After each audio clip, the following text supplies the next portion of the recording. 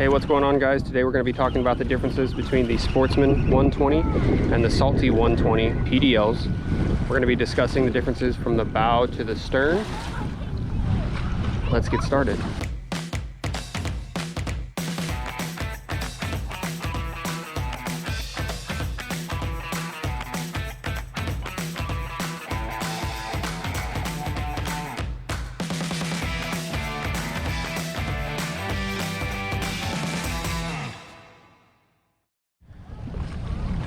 On the Sportsman 120, you can see we have a front hatch.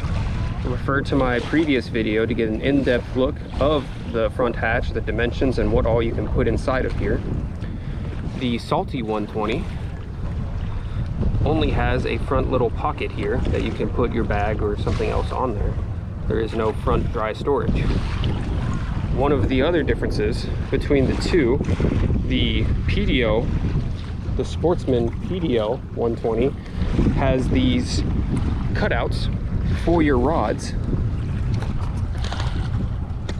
that go all the way back to the back, so you can put your rods in here during beach breaks when you're going out on the beach side, so that way you don't have to worry about your poles sitting in your rod holders in the back while you're going out.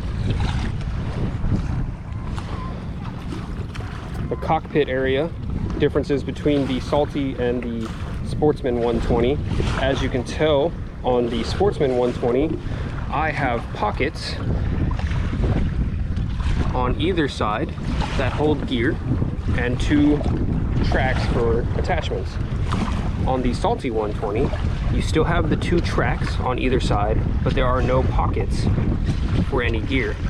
It's just all spots for your feet.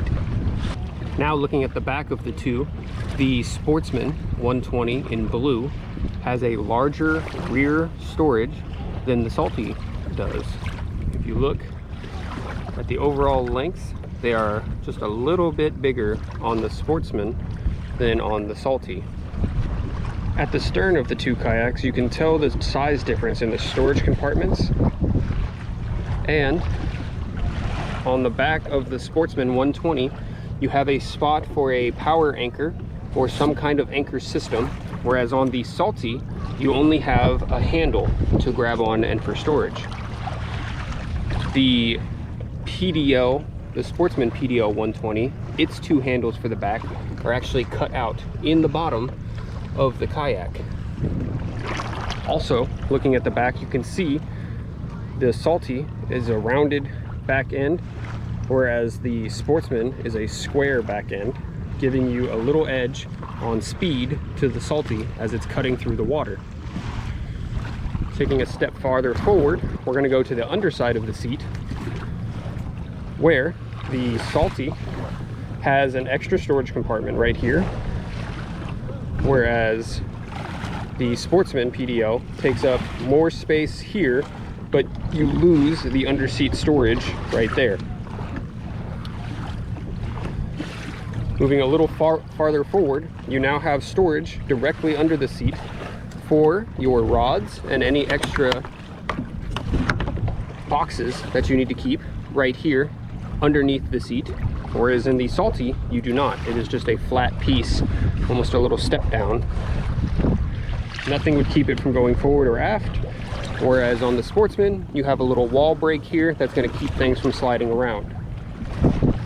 On the Salty 120, you can see where the cutout is for your paddle mount sits and places your paddle high out of the water, but it runs right into the top of your handle, making grabbing this handle very inconvenient and hard to do with it. On the Sportsman 120, you can see that the actual cutout for the mount is lower on the kayak, giving you some water problems where the paddle will hit in the water or slap, but it is out of the way of your handle, which allows you to grab it much easier. Another note between the two, your cup holder on the Sportsman 120 is quite a bit larger than the cup holder on your Salty. Just a little bonus point for you, for those of you that have larger Yeti drink cups or any kind of cup that you carry with you. Alright guys, so today we're going to be taking out the Sportsman 120 and the Salty 120 out on the water to do a review on the differences in speed, stability, maneuverability, anything like that. We're going to take them out, we're going to see any differences, anything that we can notice. Follow along. Alright, 3, 2, 1, go.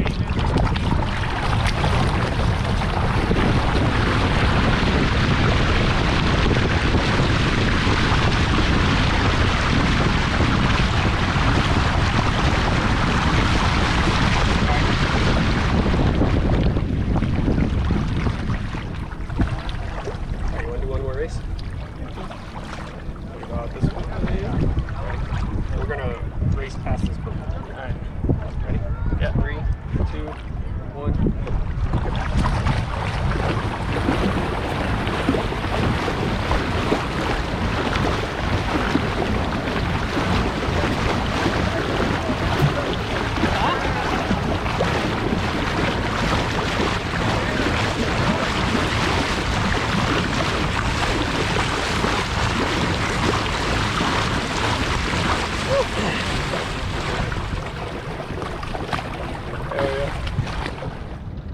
Alright guys, I'm on the Sportsman 120 PDL right now.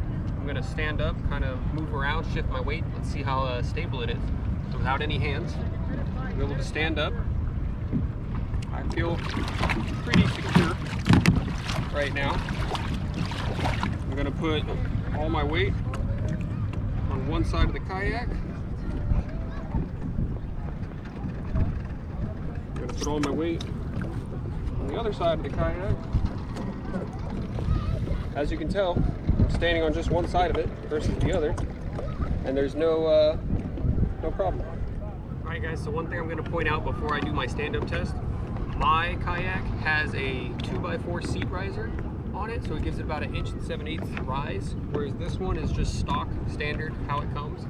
I will say one thing, it is harder to stand up without the seat riser. So now I'm going to do my stability test.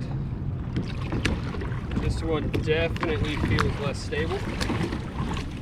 I have a whole lot more water inside when I'm sloshing around like this, and now I'm going to see how far I can stand on one side. That's about as far as I'm going to go. I'll stand on the other side. Jesus. And yeah, as you can tell, I'm barely getting all my weight on one side of it before I feel like I'm going to flip this kayak.